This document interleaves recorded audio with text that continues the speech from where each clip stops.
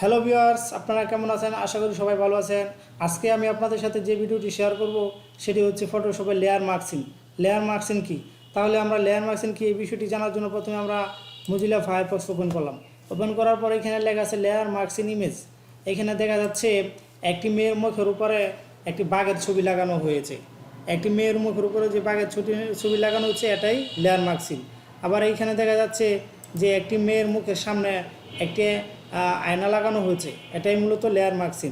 তাহলে এই কাজগুলো কিভাবে করা হয় তাহলে চলুন আমরা সরাসরি দেখে আসি। এই কাজগুলো করার জন্য প্রথমে আমরা একটা ফটোশপ সিএস ওপেন করলাম। ওপেন করার পর এইখানে দেখা যাচ্ছে একটি আম এবং একটি চোখ।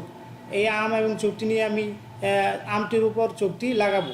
তাহলে চলুন দেখে আসি আমটির উপর চোখটি কীভাবে লাগানো যায়। প্রথমে আমি এই টিকমার্কটি ওপেন করে তুলে দেওয়ার পর চোখটি একটু বড় করে নিব। চোখটি বড় করে নেওয়ার পর আবার আমি এই টিকমার্ক দিয়ে চোখটি উঠে নিব। কাজের সুবিধার জন্য এখন আমি অপাসিটিটা একটু কমিয়ে নেব। অপাসিটিটা কমিয়ে নেওয়ার পর এইখান থেকে লেয়ার বক্স থেকে আমি চোখের যে লেয়ারটা আছে এটার মাঝে ক্লিক করব।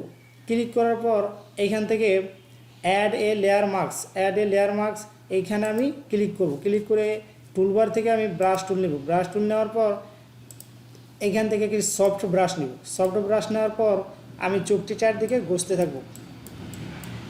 আস্তে আস্তে সুন্দর করে চোখটি চারদিকে ঘষতে থাকব।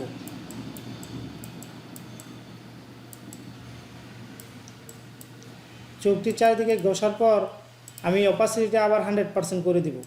দেখব যে আমার কাজটি হয়েছে কিনা। হ্যাঁ, এখন দেখা যাচ্ছে যে একটি আমের উপর একটি চোখ বসানো হয়েছে। এটাই মূলত লেয়ার মার্কসিং।